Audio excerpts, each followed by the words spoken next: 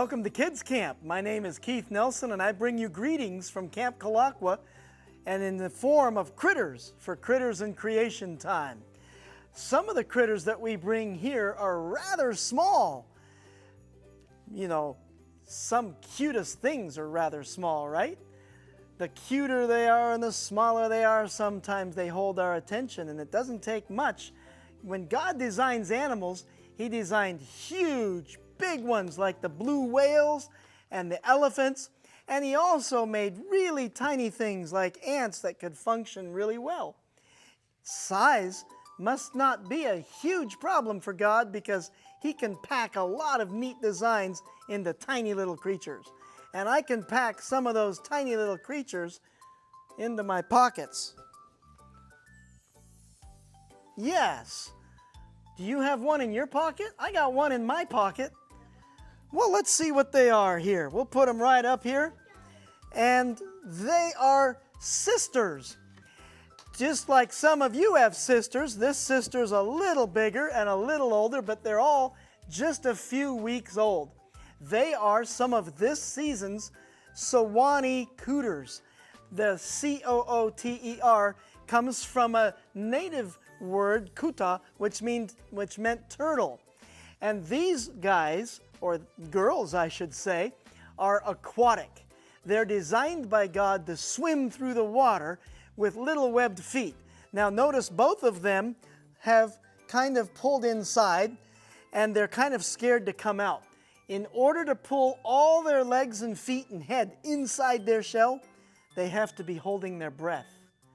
They cannot breathe when they're all inside like that very well. It's very slow breaths and tiny because it's packed inside. Their shell is actually part of their skeleton, and their back ribs, just like the bones in the middle of your back, are attached to the shell, so they can't leave it. These guys are excellent swimmers, and they know how to go on land. Do you want to take one and share it with the boys and girls on this side? And I'll share them with these boys and girls, and we'll let you just put it in your hand and feel its weight and see how cute he is. She might not come out for a little bit. She's scared of all these crowds, but she could come out and jump right off your hand, so be careful. Don't let her do that. Let's see, is that Cadence? Do you think you could describe what you see?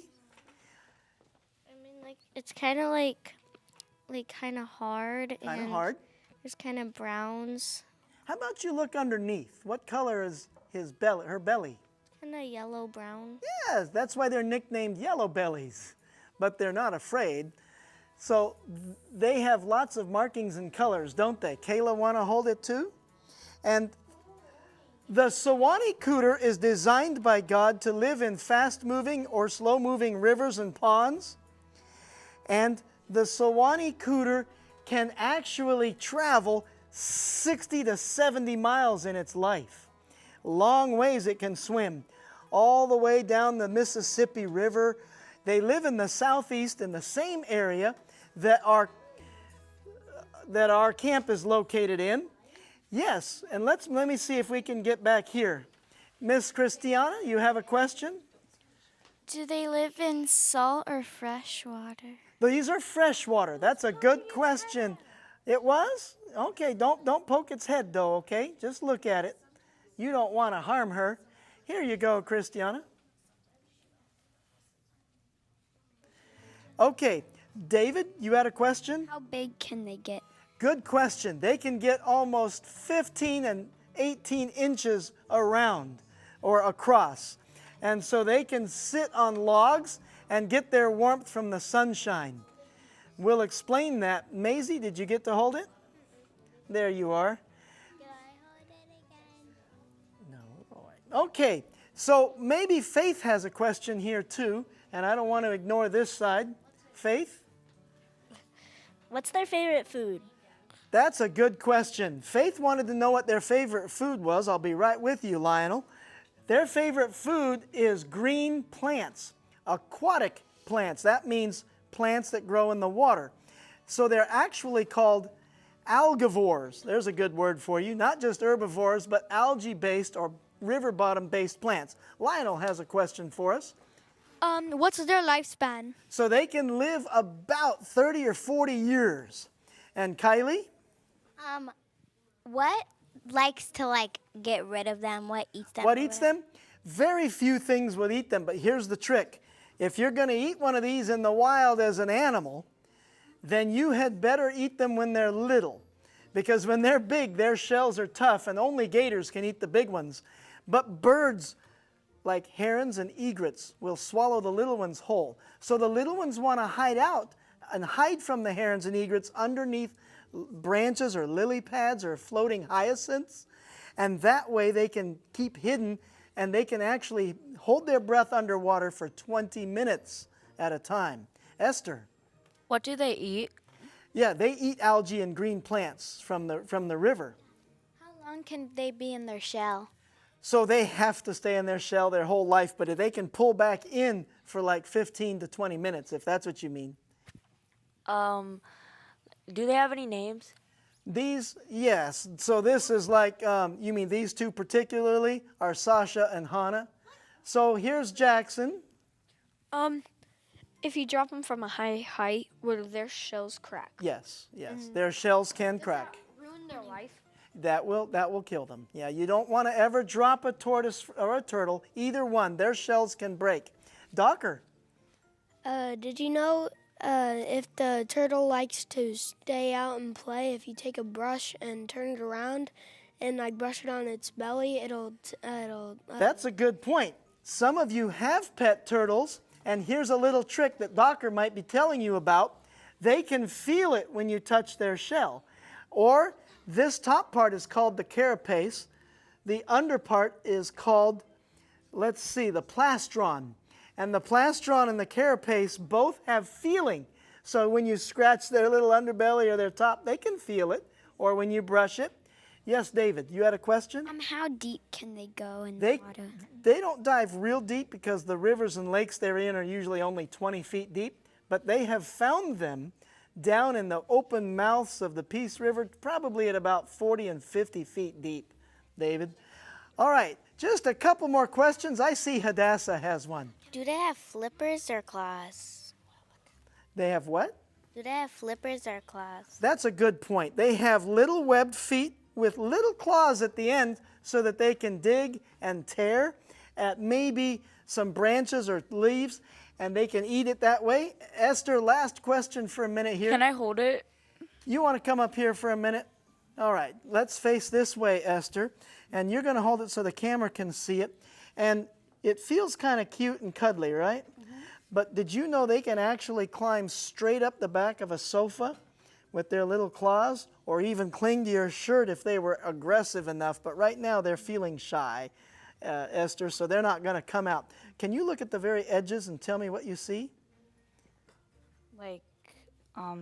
There's circles. Little black dots, like someone took a magic marker and painted it on there like dots, right? And no two patterns or dots or pattern mix of these guys are alike. They're like snowflakes. They all have their own thumbprint, so to speak. And can you see on the very bottom side if there's some black dots? Yeah. Yeah. And those number of black dots can tell you about that one specific animal. It's unique. And so thank you for holding it, Esther. You can have a seat now. Sorry, can't everybody hold it right now. But here's what we're going to do. The beautiful thing about these guys is if you see one on land, did you know an aquatic turtle can go up on land and right up on the beach and right across roads? Maybe you've seen them crossing roads. They're looking to lay their eggs. They come out of the water and they find a sandy spot and they dig a big hole with their back feet, and then they'll lay 15 to 20 eggs. And when the mother walks away from those eggs and buries them, that's it. She doesn't have anything more to do with those children. When they are born and hatched, they will come out of their shell and they will immediately head for water. They know, even though that they have no mother to show them or no father to lead their way, God gave them what's called instinct to know where the water is, and they'll head straight for it. Shortest line, sometimes right through your yard. And these guys are a promise that water's nearby. If you see an aquatic turtle like with yellow stripes on its back like this, you know there's water nearby. That's a promise. Because aquatic turtles are never far from where their mother lived and swims. And so that's like an interesting thing to me. Did you know that God promises you a new home? And when these babies come up, they go right for their new home. That's right. We'll just leave them there and see if they come out. You watch quietly. Faith, did you have a question? I don't know if we can get a microphone all the way down there. I think so. Faith, what's your question? Well, this isn't really a question, but I know baby turtles go out at night and seagulls try to get them while they're trying to go to the ocean. But those are correct. Those are sea turtles. That's right. They come up from the beach usually at night to try to cover and hide. Yes, Kayla? How big do the turtles These get about 15 to 18 inches across, and they like to get up on the logs. He's going to turn high, and she'll sit up on a log to get warm because they're cold-blooded. So in order to get warm, they'll stick their feet out and gather sunlight, just like solar panels. We won't let it, Dean. It's okay. Thank you. All right, so let's see. I think this one's looking for a home. And I know that you and I are looking for a home of some permanence. And that home is going to be with Jesus. And when we live with Jesus forever, it will be the ideal. You can actually swim there too. But I want to tell you a story about another promised home. Once there was a big group of people known as the Israelites. And they were led by Moses through the desert to the promised home, the promised land of Canaan. But really, was Canaan their forever home? No. Heaven was their forever home. And Moses, when he got upset and forgot about who was in charge, and he tried to be in charge, then Jesus said, I'm sorry, you can't enter Canaan. The Lord said you can't enter Canaan. You're going to have to wait. And he showed him on top of a big mountain. Does anyone here know the name of the mountain that God took him up on? Does anyone know the mountain? I think Cadence might. Let's give it a shot. Mount Sinai? Close. That's where he got the 10 Commandments. Have you ever heard of Mount Nebo? Mount Nebo is where the Lord himself showed Moses the promised land and all the beautiful greenery and valleys, and said, I'm sorry, you can't go there, but you can come live with me. And when Moses died there on the top of the mountain, God himself buried him. And later, God came and took him and raised him up. And we know that that's a promise that he'll do for each of us, and for everyone who has ever died in the name of the Lord, he will raise him up so that they can have a forever home with him. Would you like a forever new promised home with God? Yeah, me too. The turtles help remind us of that promise. Just like they find their way straight to water, Jesus wants to lead you straight to heaven and to have a forever home with him. And you never have to worry about any predators or dangers from the sky above or from the earth below. Thanks for coming, boys and girls. We hope you had a good time, and we'll see you next time. Bye.